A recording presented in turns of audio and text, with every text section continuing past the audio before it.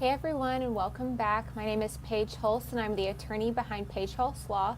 I'm an attorney out of Oklahoma serving creative entrepreneurs and small business owners. And today I want to discuss a question that has been raised by my clients a few times now that I thought would benefit quite a few creative entrepreneurs. So today I'm going to be discussing whether or not you have any intellectual property rights to a hashtag. Just kind of a funny issue to be researching, but it's becoming more and more relevant, I think, for today's online small business owners. This issue came up recently when a good friend of mine was using Instagram to market her business, as so many of us do, and used a hashtag to broadcast her new product, and she received a cease and desist letter from another company stating that that was their hashtag and that she was copying them.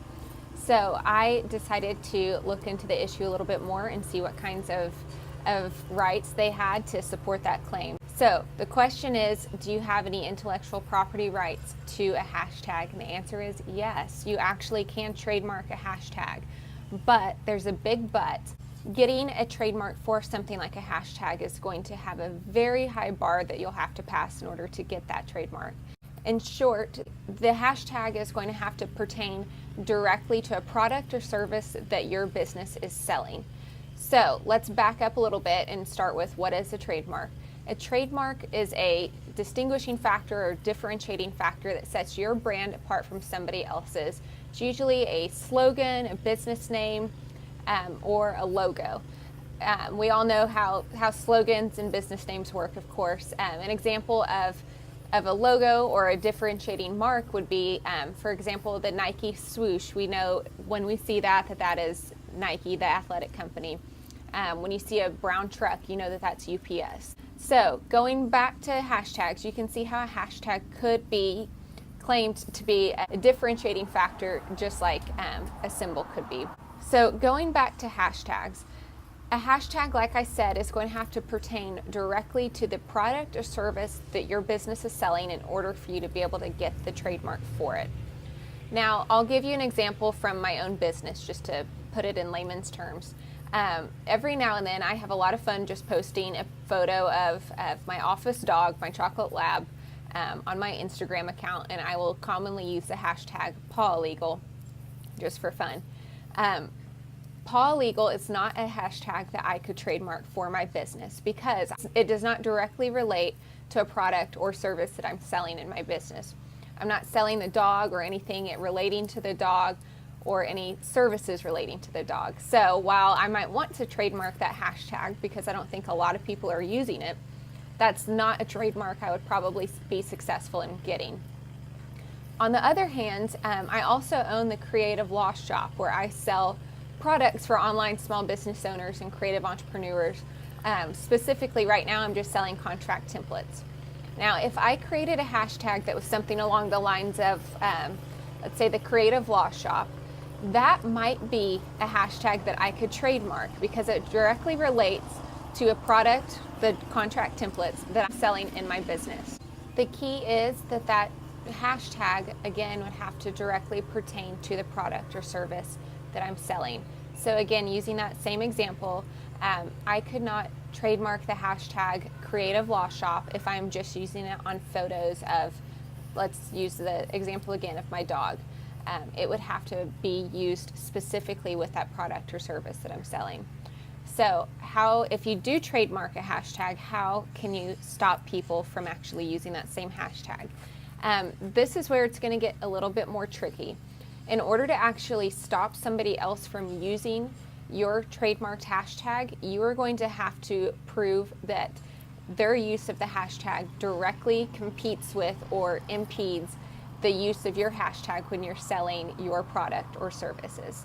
So again, going back to the Creative Law Shop example, if somebody else started using the same hashtag of Shop Creative Law, and they were just using it in generic posts that didn't have anything to do with contract templates, they weren't stealing my hashtag's identity for the purpose of selling their own products, I would not be able to stop them.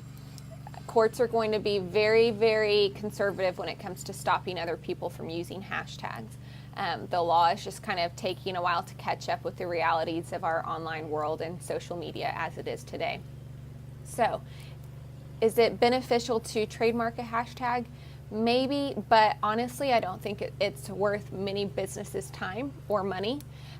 Again, it's going to be a time-consuming and expensive process. Even if you do successfully get the trademark for your hashtag, again, you're going to have a hard time stopping people from using it.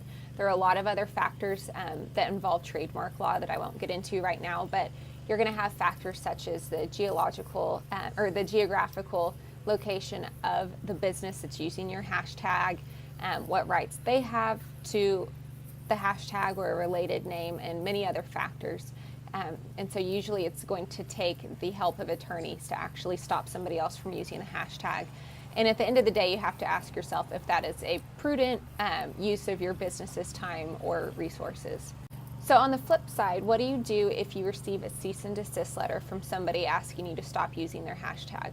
Well, first you need to take a step back and look at whether or not they have first actually registered that trademark, which you can do at the uspto.gov website.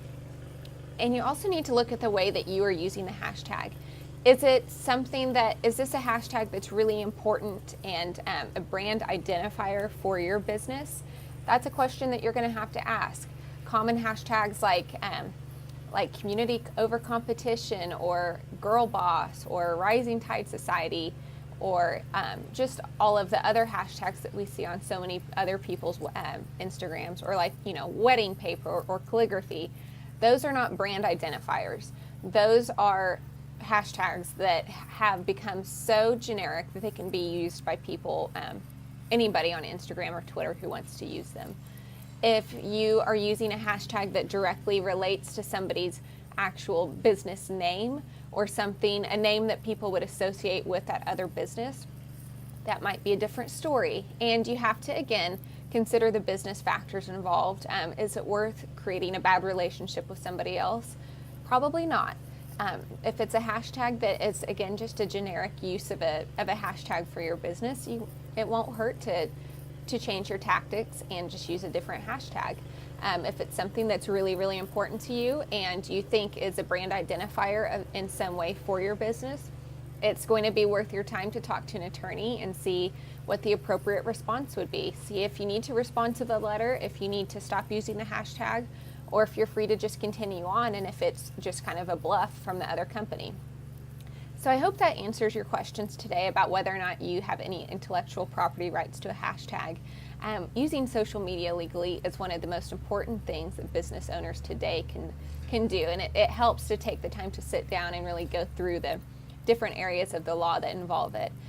If you have any other questions about today's video, you can always reach me at hello@pagehulse.com, and I will see you next week with another video. Thanks.